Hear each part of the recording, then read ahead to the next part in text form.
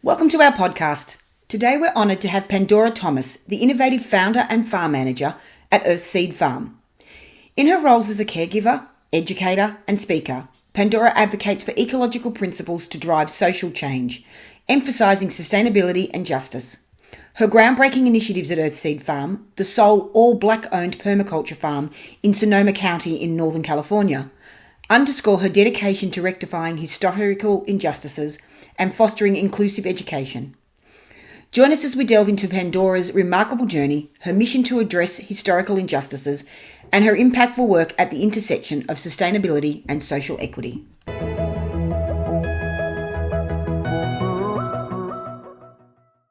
Hey guys, welcome to the podcast. And today we're talking with Pandora Thomas, all the way from the States, from the Bay Area. I think you're in Berkeley at the moment. So San Francisco for me, it's one of those interesting places I've always wanted to go because there's 100,000 houses there that still run on direct current electricity. So it's a really weird, unique grid, and it comes back from the days of Thomas Edison and Nikola Tesla arguing on which is going to be the best electricity source in the future. So there's 100,000 homes in the Bay Area that still run on a DC network. So it's something I'd love to get over there one day and check out and understand more. So Pandora, if you could tell us a bit about yourself and your history, and yeah.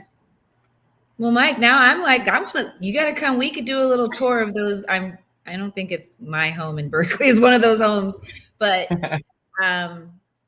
yes, I am so grateful to be a part of this. Thank you, Mike, for all that you're doing for our human, and as Robin Wall Kimmerer calls it, more than human kin on this earth. I am in my office in the land of redwoods and Douglas firs and chickadees and all sorts of different more than human kin, and the human kin who have stewarded this. There's a lot of First Nation tribes that have also stewarded this land. I don't even want to do a disservice by naming just one.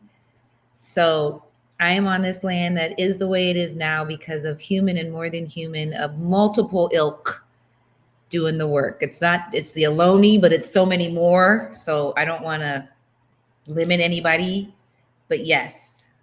So I am in Berkeley right now. And I part-time live in Berkeley because I say that what I've been gifted to do, I just want to start with an ancestral honoring. It's called Sankofa. Means we must go back and fetch in order to move forward. And so I see a lot of my purpose as Sankofa. And after I share, I'm actually going to ask you for one of your Sankofas, Mike, because I'd love to hear on whose shoulders you stand. But I call myself caregiver for my two mothers. My earth mother, Frances, who has Alzheimer's. Sorry, my birth mother, Frances, who has Alzheimer's, and then my earth mother, the earth. So that is my purpose and my gift to this planet. I was born in the United States in a state called Pennsylvania. It's on the East Coast. It's about as far from California as it could be. I don't actually know, other than that my family has Cherokee ancestry, but I don't know the the First Nation community that historically stewarded the area where I'm from. But I grew up spending a lot of time in a place called Pymatuming. It's like a river. So I imagine it was a Pymatuming type name because they usually took the name of First Nation groups and then start calling the area that. Yep. And I grew up with a sweet life connected to our more than human kin. And the reason for that, I will actually start with, that's my Sankofa. So to go back and fetch my mother's story, Frances Thomas, now 84 years old, like I said, she was born in a place called Chiraw, South Carolina. And when she was born, she was something called a sharecropper. Have you heard of that word, Mike? No, tell us all about it. It actually sucks as a word. And when you think of the word sharing, it's not what it was. And it should not be sharecropping because there wasn't no sharing going on. In fact, my mother was born in a family that in order to live where they lived, they had to steward someone else's land. The other people owned the land. And my family, my mom's family, couldn't even necessarily harvest what they helped to grow. They had to have side hustles. And this is the experience of many, I'm sure y'all had something like that over in Australia.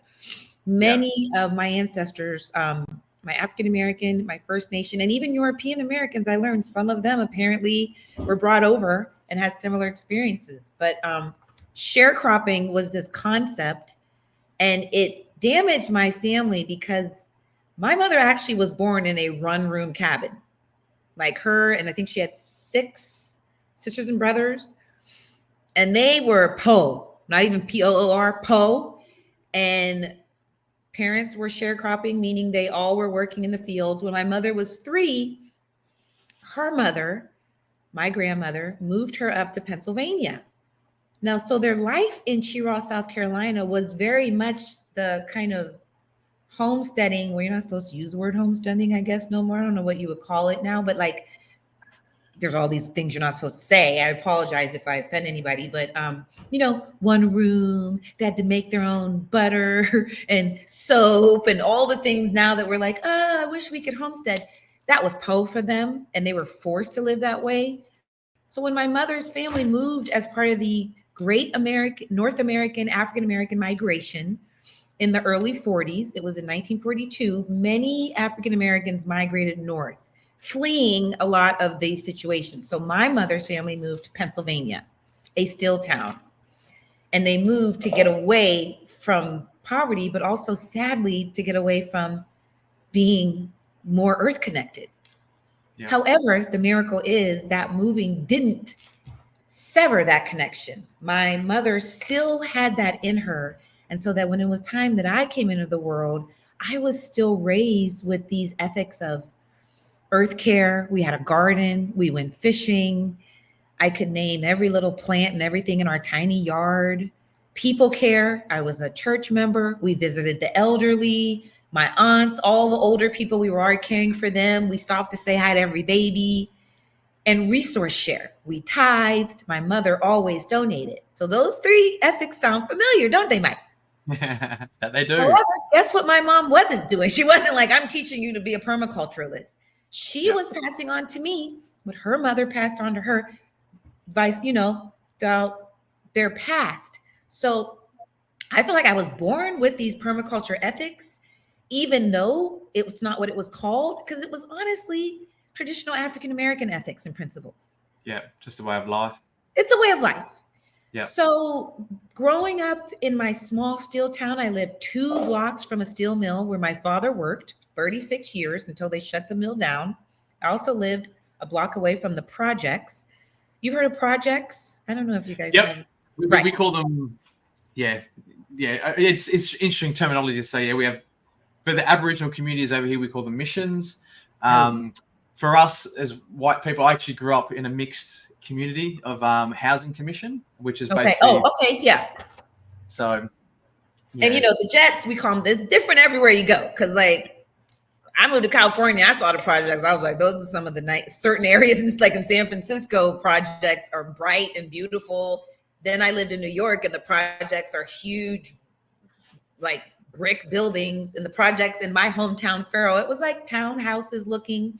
But the thing that made them projects in my town was that you had to be a certain income to live in them. So I grew up across. We didn't live in the projects, but my family lived in the projects. I grew up playing in the projects. And then the steel mill was right adjacent, a block down on Broadway. That steel mill ran along the Shenango River and was polluting the mess out of it. Again, my father working in that mill. My father later also had Alzheimer's and a slew of health that I'm sure the steel mill contributed to. But growing up in that small town, like I said, my parents took me fishing. We were in the outdoors a lot, kind of stewarding that part of me. So that when I went off to school, even as a young child, I was like, I want to be a veterinarian. I want to steward our more than human kin. I didn't use that back then. But there weren't things around me, Mike, that reflected that a Black woman from Faro, Pennsylvania could be a veterinarian or an environmental anything. I actually was pushed away from that.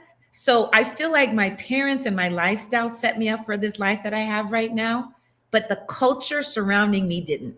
So it's actually a miracle that my parents and my community made sure that I did take that, even though the larger cultural cues, including some of the permaculture community in the future, which I will get to, didn't really support that. So I feel like my ancestors set me up for this life that I lead now. That's my Sankofa. There you go. Interesting. Oh, actually, can you quickly tell me a Sankofa story, maybe one story of an ancestor or human or more than human kin on whose shoulders you stand? Yeah, so I grew up in so all the communities over here or the land these days, it's all named after Aboriginal people with traditional caretakers of the land. So I grew up in a tribe called the Dungati Nation, which is an interesting place in Australia. Supposedly, it's the largest community in the world where Aboriginal and white people live together. So very mixed. Grew up with a lot of stuff. So and it's interesting. So I personally grew up in the Dungati Nation, and now we live 3 hours up the road. For us in Australia, 3 hours is just up the road. Yeah, I got you. So, We got the same here. So and it's an interesting concept of my kids. Like for me, when I grew up in the 80s and going through that stuff, it was very, you wouldn't have said you're from the Dungati tribe. My kids, from school they come home and they say, part of where we live now is the Bundjalung Nation. Is where we live now. Okay. And one of my kids was actually born in Sydney, and which is 10 hours from where we live now. And so Maisie, my daughter, she's a Bundjalung baby, and at school they talk about it all. And it's really that it's one of those things for me in Australia that I've done research on before, and it is actually pretty racist what we deal with here in Australia, and it's all over the world. It's not just Australia. It's a very thing that for me, I was born here in this country, so I was born in the land. I'm part of it. It's the same sort of experience that we get treated different because my ancestors arrived on a boat, that was sent here, the place that no one wanted to be. So, so it's good to see the kids at school that these days that they're all a part of the Bundjalung Nation. They were all born here. They're all getting included in that history. It's not that interesting. For me at school, the Aboriginal kids sat over there and the white kids sat over there. It was very different. And so, mate, it's good. So it's good to see the kids get involved. And my daughter, she's just so funny that, she's just how she says it, it's just like, she's a Bundjalung Nation baby. So, I think from a lot of my friends who are still teachers in general, I think this generation, I wouldn't know which age to start, but still like there's definitely more of a honoring the complexities, but trying to bring everyone together and not covering up painful past. They might not all know what to do with it, but I do feel like I have a lot of faith in this current generation's ability to help us shepherd it. Like you're saying, like, look, okay, if we are here together, what do we do? How do we come together and not just continue to hate? That's it. Well, we just had in Australia, we had a yes/no vote, which I think was pretty brutal to make a decision on, and it's not just, I've had a lot of people, that don't talk to me anymore because of the way I voted, in that yes/no vote. And that there in itself, whether you're yes or no, to me, the problem that we've had, it's been thousands of years. It's nothing new, and to expect us to make a decision or a yes or a no vote after thousands of years of drama, I will call it, that's been going on. It's a bit unfair to ask people to vote yes or no with that there. So there's a really interesting, I can't remember his name, but I'll post the link in the thing. There's a video, and he talked about being colorblind, which was very interesting, and doing colorblind tests. And it was actually one of the most, he did a TED talk, and TED, they literally hid the video, didn't want to promote it, and there was a whole big court case and stuff around it. It was pretty simple what he was talking about. It was just a lot of the states, and happens here in Australia, was there's a lot of inequality, because of color and that sort of stuff. So, which is not good, and so, and us that grew up with it, we're still dealing with it and working through that sort of stuff. And it'd be good to see how the future generation treat it all, you know? It So, would be good. I just hope they can do better because we really screwing stuff up. But yeah, so I do like I said, my dad's steel mill shut down. I think I was like 13 or something, and it was such a blow to the economy of my town.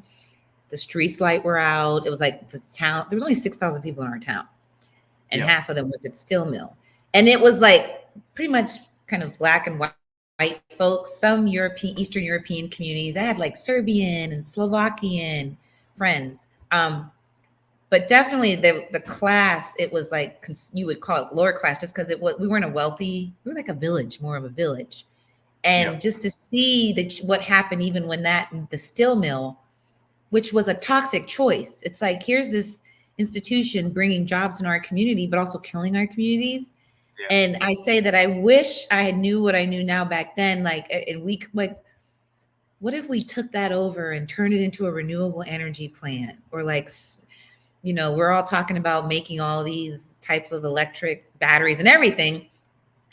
I just wish back then my dad and others, because they could organize. They were trying to fight, but it was like an owner just left. What if there could have been this community visioning process that was like, we have this space, we have the infrastructure, we have this polluted river that's killing our communities in the future, we know, right? Yeah. What if we could turn this into something that could create jobs and restore systems? So there's like a piece of me that's like, should I move back home? I don't think I'm going to move back home, but it's what you said. And that again, part of a system that creates more energy than it uses, I think it's like an age-old way of saying what all of our ancestors have said. I don't feel like you have to be some permaculture specialist or some great engineer to have this way of being like, well, if you take too much, there's not going to be anything left for not just the future, but for yourselves in a little bit. Yeah. So that's why I try to always say, a lot of people are frustrated with permaculture community. I also am, and we can talk about why. However, I think for those of us in certain countries, we need it. We need this reorienting because industrialization, and it's just, we've gotten so far. And even my mother, when she doesn't speak as much, she speaks a little bit, but more with her eyes now. She used to say how different the food tasted back in the 50s compared to now. But we have more food now, but it's not real food. It's like we have more packaged, processed food compared to when she moved up to where I was born and I would go to the grocery store. We still had the milk delivered.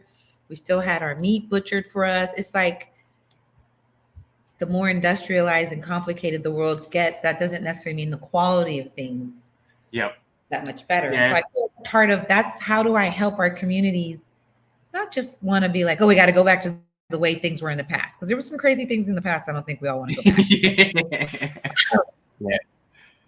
Yeah. However, my favorite definition of permaculture, oh my God, now of course I'm gonna forget it. My two friends, Rafter Sass Ferguson and Lisa D. Piano, they coined the term. And give me a few minutes to think about it. But when I did learn about permaculture, what inspired me was just that. How do we observe how the earth systems work and design as if the earth did it? Not against. And that's what I grew up in, a lot of design against ecological systems. Yeah, totally. Yeah, I think it's like I always say to people, and especially with what I do, like I'm full-time in the renewable energy industry, and there's a lot of talk and money floating around and all this stuff. And it's like, I always say to people, like, we're trying to solve an earth problem with a money problem is the reality. And the two money is something, a game we've made up as humans, and we're trying to solve, a natural problem with a game we've made up. So, there's a lot of, we need to reinvest and spend this money. It's just like, and things don't happen because of financial, and the money is just a game that we've made up as humans, and it just doesn't correlate to how nature works. And my mother-in-law, she's when I first started looking at permaculture, getting into it and talking to her about it, I said, you live a permaculture life? She said, no, I don't, and she's still getting close to 80. She lives on a farm. She milks a cow every day. She makes her own cheese and butter. The other day, she texted me, she's making halloumi if we want some, and something else she's starting to make. She grows her own food, but don't call her a permaculturist. I'm just turning my heat off. I'm still listening. I'm just moving you around. Ooh, that's All like good. kind of a better. Yeah, So, there we go. Yeah, so yeah, it's interesting. I think as humans, we feel like to give things titles or name things, and really, it's just a way of life and how we live and how we survive. That's what it really comes down to, because that's what we're all doing every single day, is just surviving. So yeah. And thriving too. I'm like, is it possible? I actually like the lighting better when I moved over there. So I'm just trying to put my computer over in a nice, oh yeah, there we go. So you can see our elephant kin in the back. Awesome. So mate, tell us more about, you've mentioned human kin and the elephant kin. So tell us more about what does that mean to you? So again, I want to honor Robin Wall Kimmerer, who is an elder who wrote Braiding Sweetgrass and does all sorts of other things. And when I first heard her say the saying more than human kin, it had really resonated with me, because for a long time, I mean, I didn't tell you the rest of my story, where I was an environmental educator and a naturalist and did all this nature stuff. I don't know, the word nature just always wasn't enough, because it felt very, that's over there. Yeah. As if like we are nature working. There's some quote that people, I don't know who said that quote. And so calling like animals, we are animals. I was always like, it was enough. So more than human kin, first off, it kind of allows us to center another being other than humans, and to insinuate, and I don't know if this is what Robin meant, but to insinuate that they are more than human, it's just a powerful, and it like touched me, because I was like, I aspire to, even though this world is so set up to center humans, and I get it, to try to be like, what would our, like, okay, what would the world look like if I was trying to make sure our more than human kin, even the way you're saying it, it's just like centering something other than humans. And I learned of that word in 2020 because I read her book during COVID, and it really was resonating. I was like, oh my God. So now at the farm at EARTHseed, we talk about more than human kin and think of how do we really, what does that look like to live that way? And then going back to my ancestry, many of my African and Native ancestors, had a more woven relationship. I'd like to say woven with non-human or more than human, where it wasn't so separate, like nature there, the outdoors there. It's like a continuum. It wasn't perfect, but even some of my African ancestors just spent more time in the outdoors. Yeah. Because you had to. Your ancestors, there was just, you had to actually know the weather. And you had to actually understand the impacts of using too much water.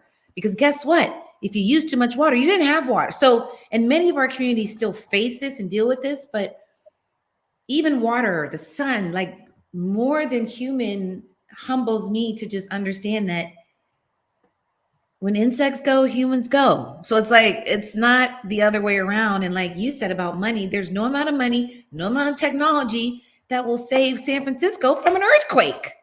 Yeah.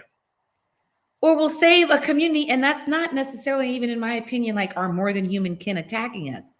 These are systems that we have not designed in relationship to. So we didn't have to build an entire civilization on the West Coast that's fragile and will collapse the minute the earth, it's just an interesting way. So it's helped me be more like, oh, okay, that's how our more than human kin work. Now, how do I work in partnership with that? Yeah. Interesting. Yeah. Okay. And so tell us more about the stewardship. Like, what does that mean to you to steward a land and look after a land? Okay. So can I go to my doc now? Yeah. All right. Wait, how do I do that? There we go. Okay. So I should just say also Afro-Indigenous Permaculture Center. We're just saying that name. Many people are like, what's Afro-Indigenous? So this doc is a doc that we use internally. Uh-oh, how will I slide it? Let me see. Is it moving now? Yep. Okay. I was trying to slide on the main screen. So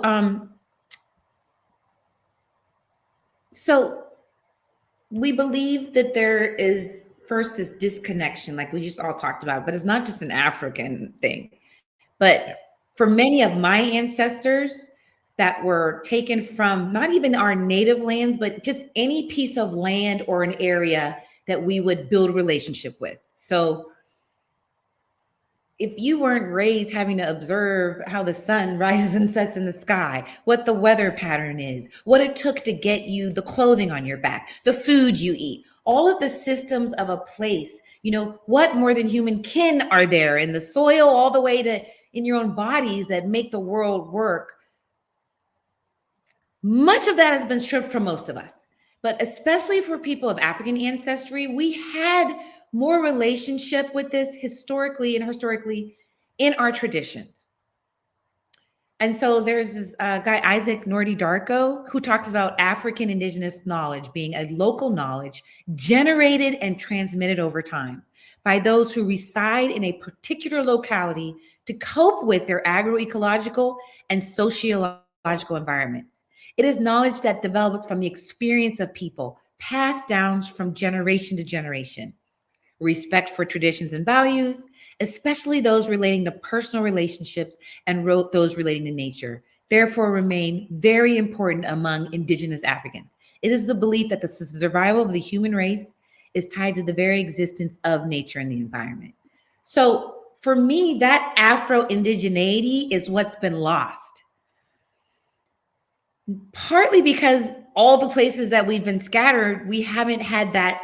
We're reclaiming it, and there has been that. Like I said, my mom and dad tried to give me pieces of that, but it just has gotten so shuffled because of the grounding. We didn't have a place to understand and learn and be rooted in, and even just to try things out. Like, okay, this didn't work. Like someone can do with a piece of land. I'll try growing something, and if it doesn't work, or placement of objects on a site, like the design piece.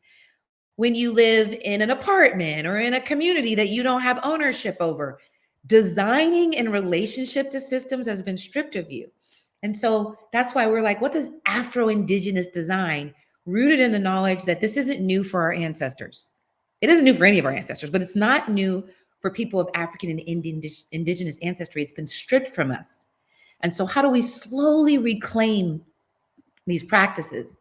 And the reason permaculture is so amazing for us is because it does have those ethics that we need to reclaim. Permaculture didn't make those ethics up. I don't know your thoughts on that. Permaculture has observed ethics and principles and ways of being that have been around across different cultures. And so I always say, those of us in certain countries like the United States, Australia, Europe, we really need permaculture. And we need to be learning it from our communities in countries that haven't been as disconnected. So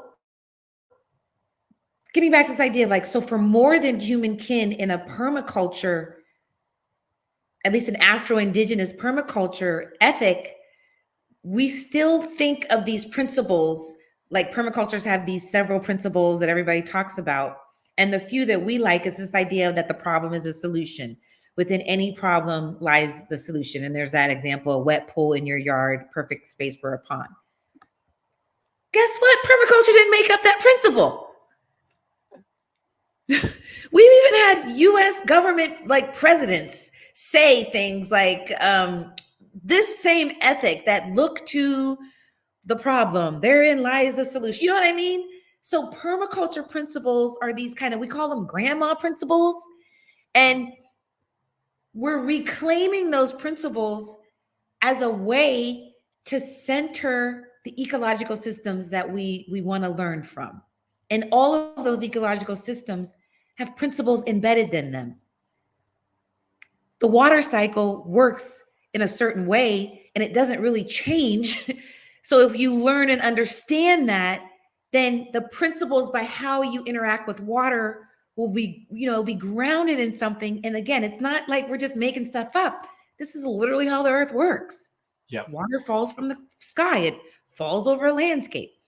So our more than human kin have kind of had that constant. Like water has done what water has done. Animals do what animals do. They change and they adapt. It's really humans. We're the ones that need to relearn what are the the principles and ethics that can ground us.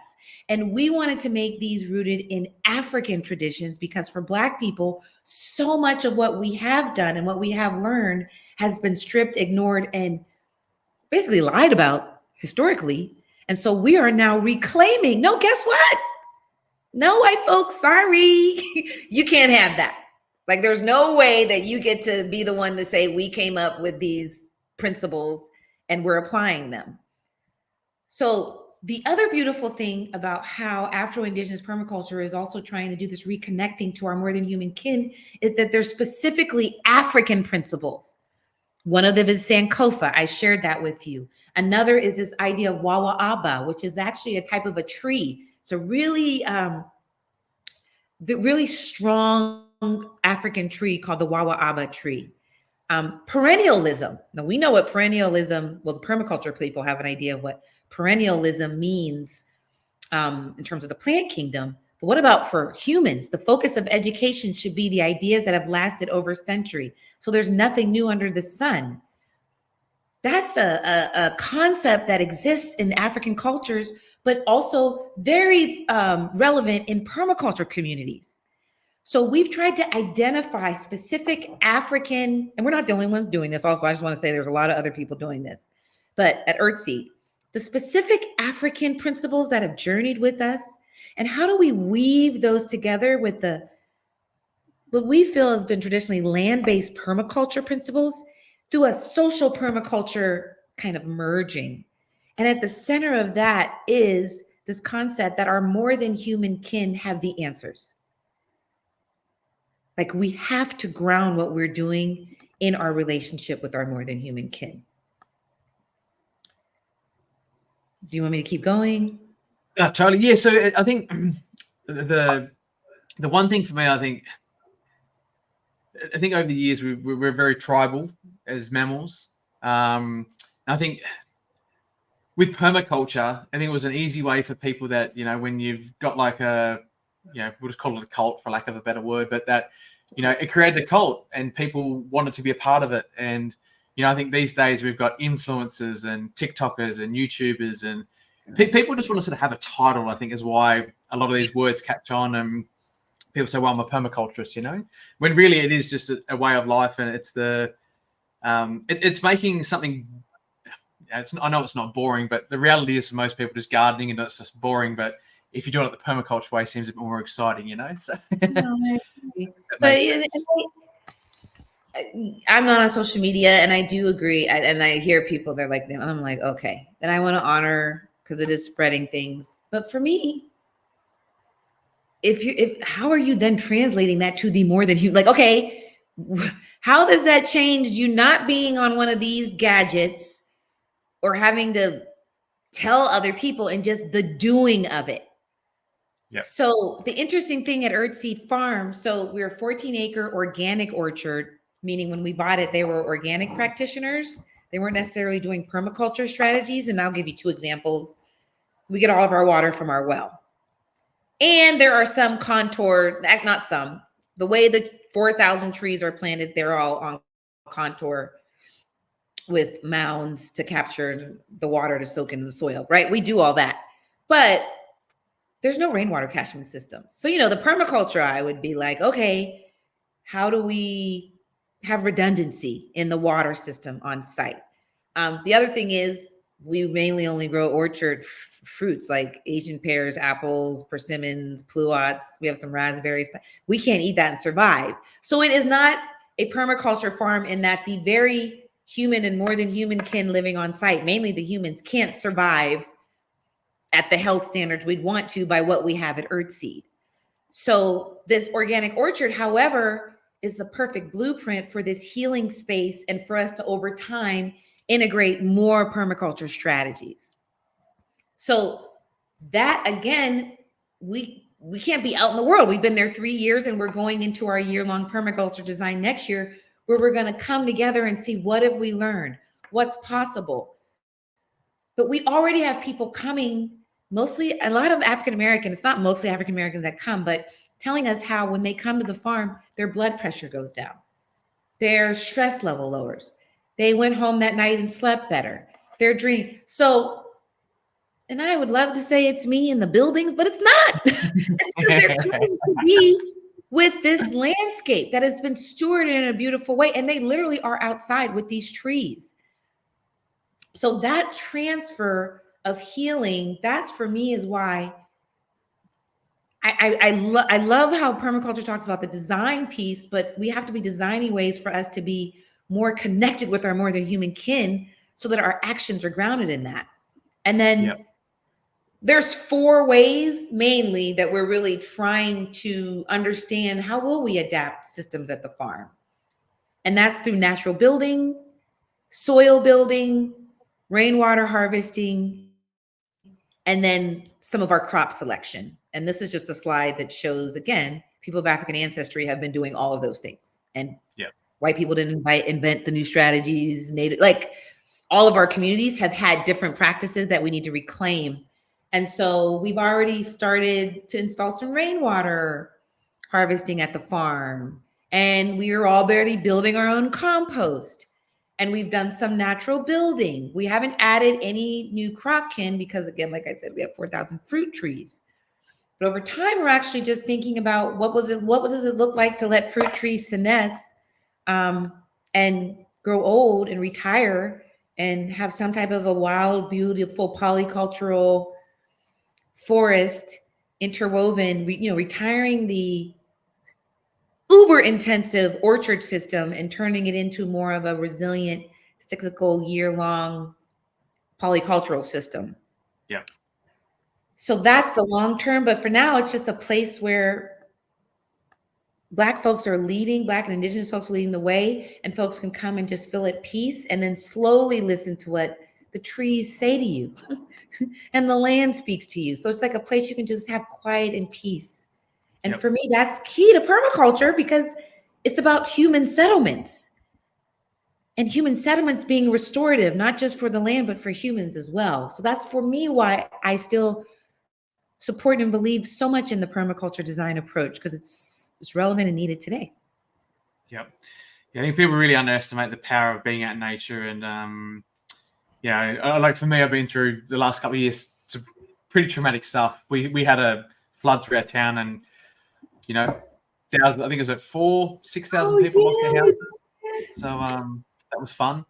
So, but yeah, literally I haven't been out in nature, haven't done things, haven't felt good. And probably the last 6 months I've really started to get more into going back out to people's properties and hanging out and spending weekend in nature. And it's amazing how different I feel. Just even literally just going with the kids to a mate's place in the paddock and just having a fire and camping in the tent for the weekend. And just definitely makes you feel like a different person, And it's for all the things that we're dealing with, it's crucial to help us remember who we are. But at the same time, it's crucial for systems so that humans can continue to live on the earth. We don't like to talk about saving the earth because, again, the earth is going to somehow probably continue. I got asked that question once in a stage in Sydney. We had a couple of thousand people doing a talk, and I was with Michael Mobbs and Dr. Rachel Goldust. The 3 of us were doing a presentation, and someone asked me at the end of that, how do I think I'm going to save the earth? And Michael said, Michael's he's in his 60s. He's been off grid in the middle of Sydney he's got a really cool the Sustainable House Sydney is his project. So no water or sewage has left his property in over 30 years. And I think about 5 or 6 years he's been self-sufficient for energy. He's been off grid for energy. So, but Michael interrupted and said, "Can I answer this question?" I was like, "Gold," because I don't have an answer. But Michael's response was, we don't know because we've never had to save the planet before. And he was like, and it's not about saving the planet. It's about saving the human species because the planet was always been here. It'll always survive, Thank you. I think, people require to look at a different angle of what we're really trying to, because it's not the planet we're trying to save. It's, it's us, the humanity, So, Well, I didn't show this in the video because one of the big things that I've been trying to do for the last 2 years is also go off grid and electrify our fleet. Now that has been crazy just because of what batteries are made of and all this shenanigans. However, we now are we're 100% off grid, as much as you can be with PG&E. Where we live, you can't be completely off grid, but were we to be shut down, we have 36 hours of off grid capacity with absolutely no sun.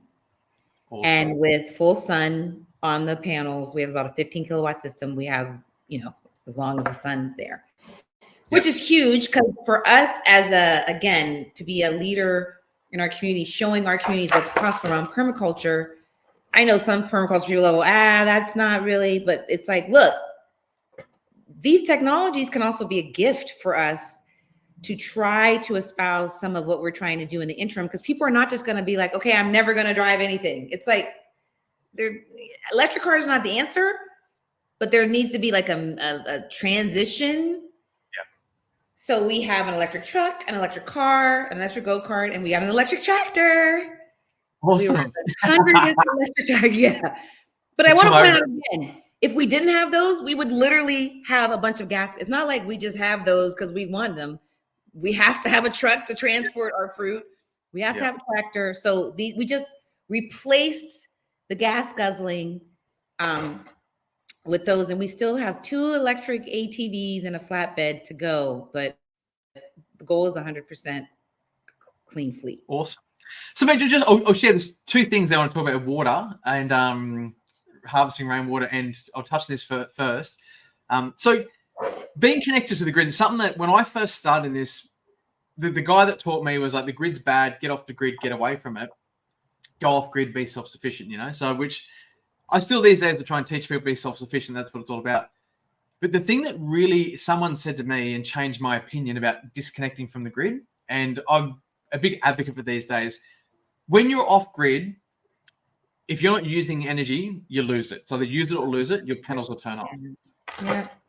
So what Tony said to me, this guy that had the conversation, sort of changed my thinking of it. He said, Mike, if you're still connected to the grid and your batteries are full, you're using the energy, you can then export that excess energy to the grid, and you can help the community in a different way. Because one of the big things people go, I don't get no money for it, I'm helping the big energy companies and that sort of stuff out. And I think one thing that really changed my opinion, it's about helping the bigger picture that, okay, well, and once I learned that, was at 2017, that conversation, my attitude was, we put the biggest solar systems that we can, we feed as much back to the grid as possible. Yes. And we've created a huge problem in Australia, because the other day, we were 80% renewable energy for most of the day. Wow. So 3/4 of Australia operated at 80% renewable energy. So, and if it wasn't for people putting solar up and feeding back to the grid, if everyone's off grid and self-sufficient, that wouldn't have happened, That's amazing. Yeah, so sharing excess resources, staying connected to the grid is something that I've really changed my thinking on. I'd like to encourage anyone that I can to think the same way. It's not about the money. If you can put energy into the grid and help support the community. And in Australia, we're actually playing with the software at the moment where we're actually selling, and we get rid of the big energy companies, and we're selling peer-to-peer between each other. So as an example, I can sell my solar. My mum, she doesn't pay an energy bill because I sell my solar and my batteries to my mum, who's 3 hours from me. So she lives on my energy. It's just, balancing the books at the end of the day. But yeah, there's some cool stuff in Australia we're doing like there where that's amazing. Yeah, so it's good fun. So yeah, mum doesn't pay an energy bill, and what she does, it's just my excess solar, my batteries, I feed back to the grid all day and all night, so she can live off my energy that I've created. So yeah, it's pretty cool.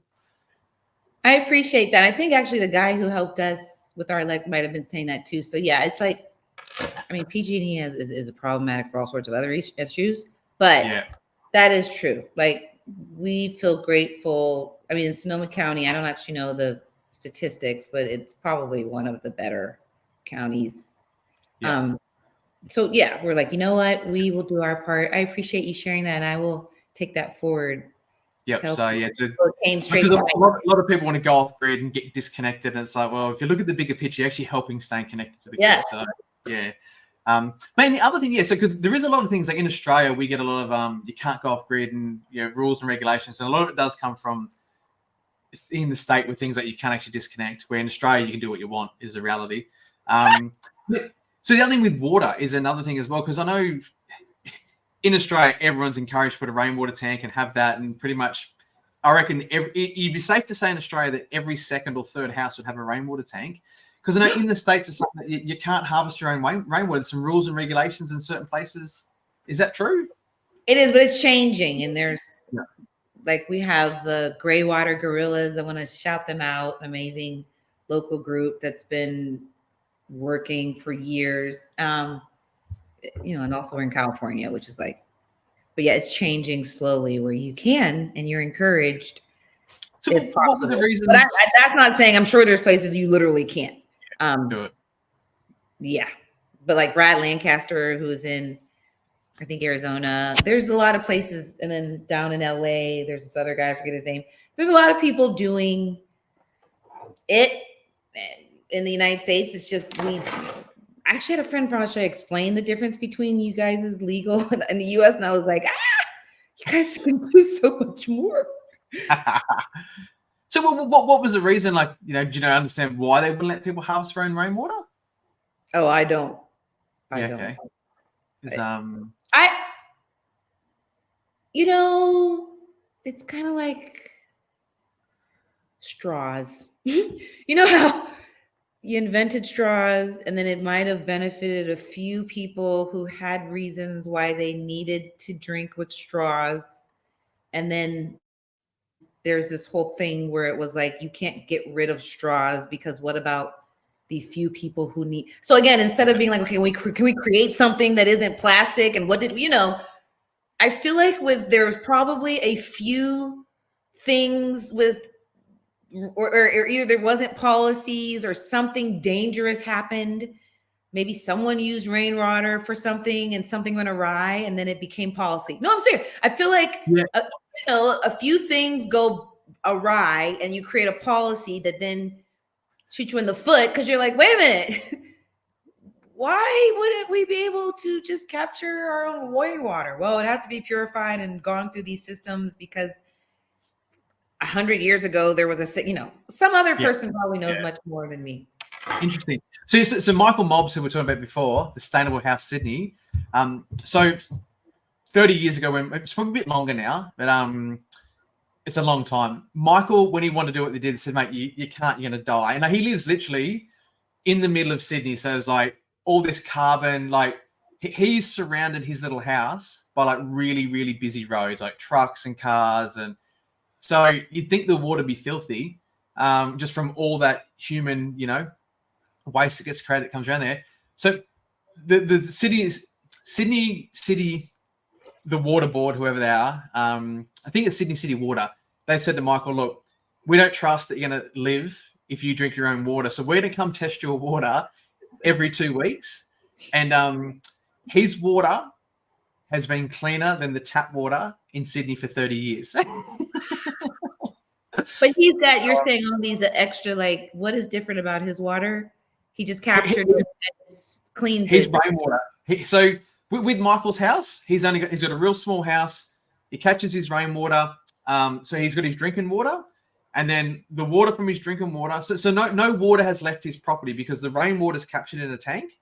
What's not captured in a tank goes into a frog pond, and then he uses the water in his shower and drinking water, and then it goes to the toilet, and then it goes to the dishwasher, and it's got a few processes that goes through. But then when it goes back out to his backyard, it gets processed and cleaned up again, so he can then use that water to, water the garden.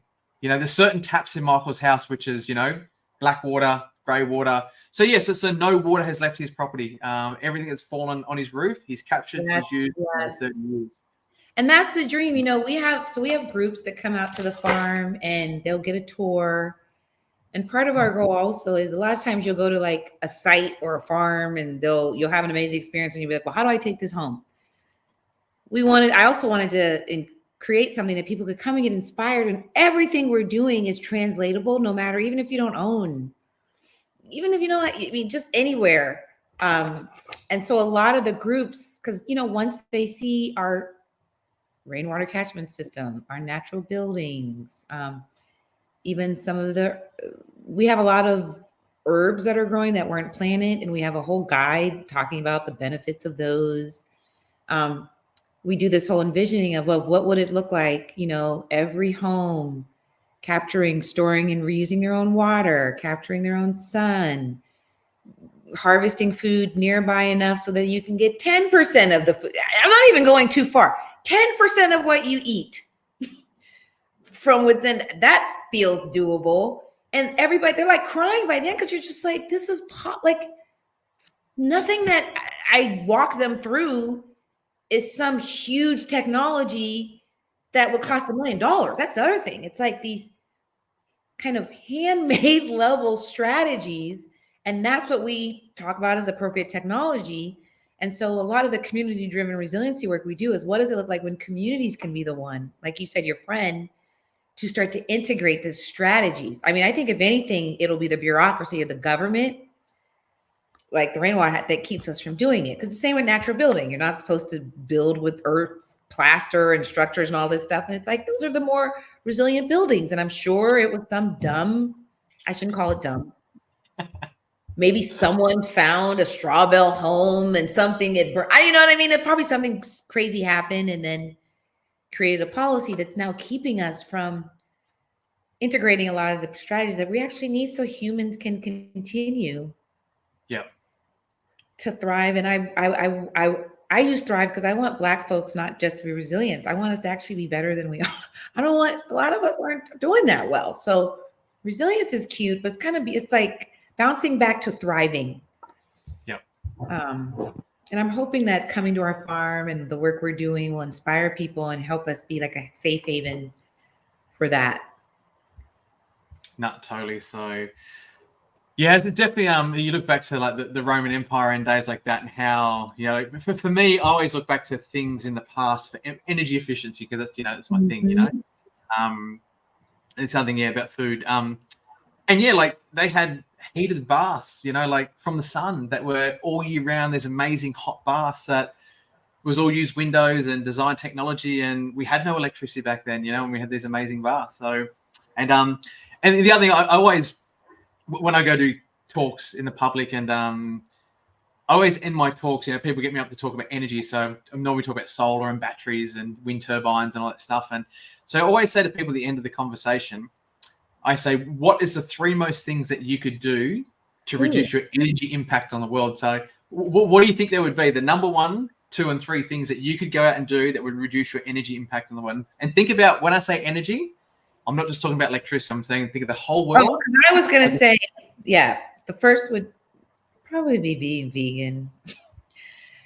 Being vegan and trying to eat food that's closer to what I've grown or sourced locally. Yeah, that is true. Right now, I would say that feels like the lowest, especially with the community of people that I have. It's an accessible thing that I could do. Number 1 for me. Eating, and you're right there, eating is the most energy intense thing that you will do every single day. So mate, well done. What would you say the second most energy intense thing you do to save energy? And we just talked about it.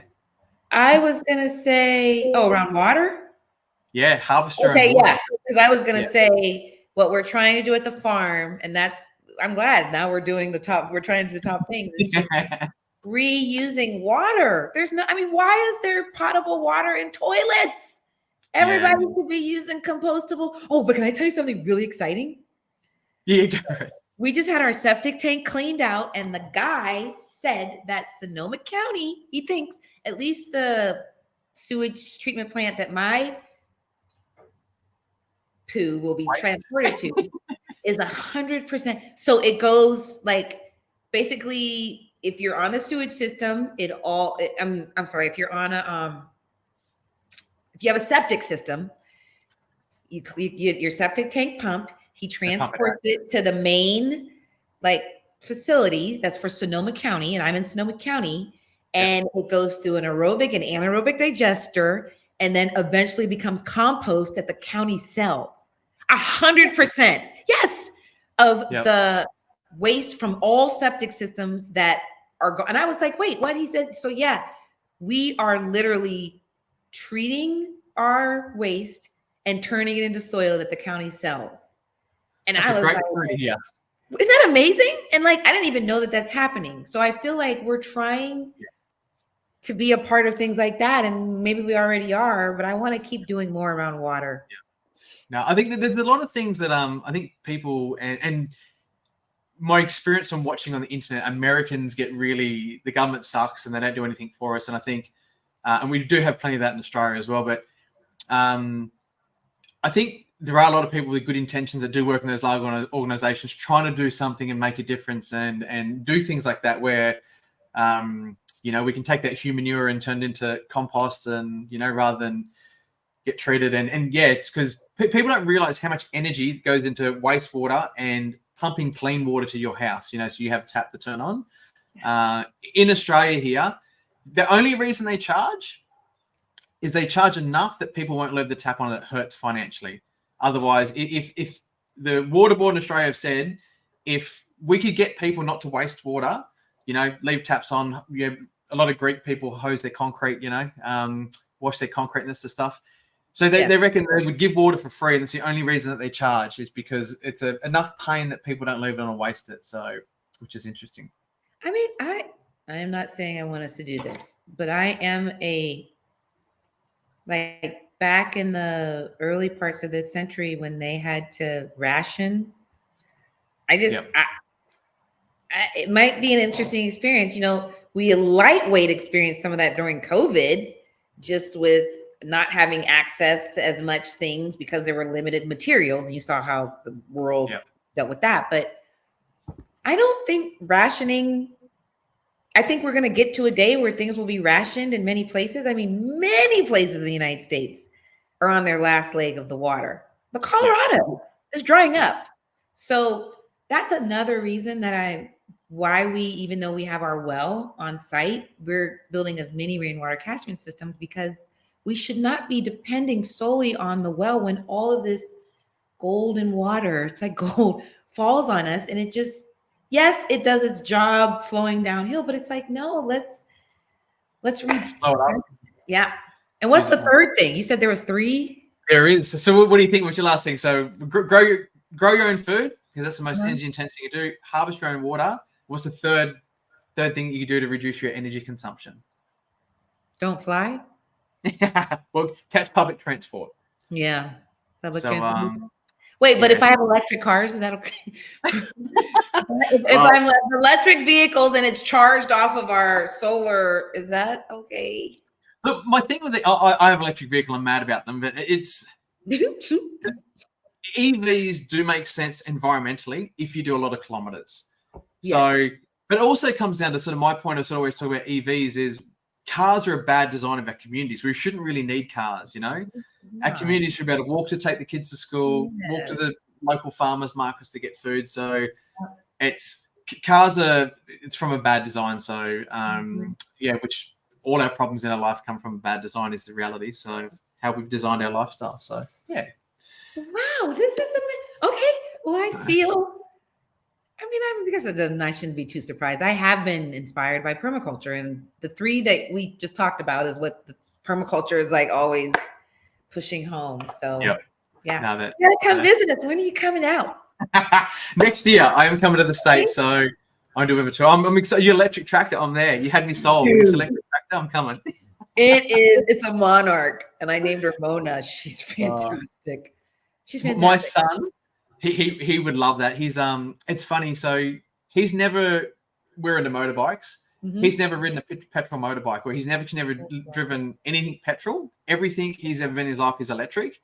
And I've said to him, well, he has been a diesel tractor, but he's he's got this thing. He's like, do you want me to buy a petrol motorbike? He's like, nah, Dad, I want to grow up and only ever ride electric things. So, and it's interesting we live in a life like that have that option. And he's never physically himself driven anything that's not electric. So, how old is he? He's 8. He's 8. So okay, well, he will be right at home at EARTHseed. Electric tractor, he'd be pumped. So awesome. Very pretty. Right, I'll be there. Well, thank you so so I'll definitely I'll come over and visit. So just to finish up, is there anything that you'd like to leave people with? If there's one thing people could go do and take some action tomorrow, well, what would you recommend?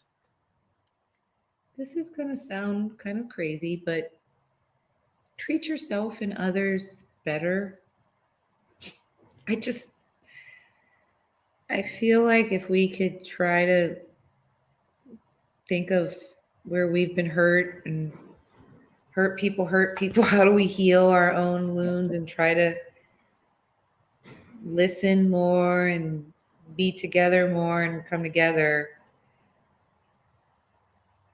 I'm just convinced that talking and living with each other, we can learn more about how to be, because we know the things that we should be doing. We just can't get past. So that is my big environment. It's like, humans, shut up and be kinder to each other. Humans and are more than human. Just try to be kinder. Yeah.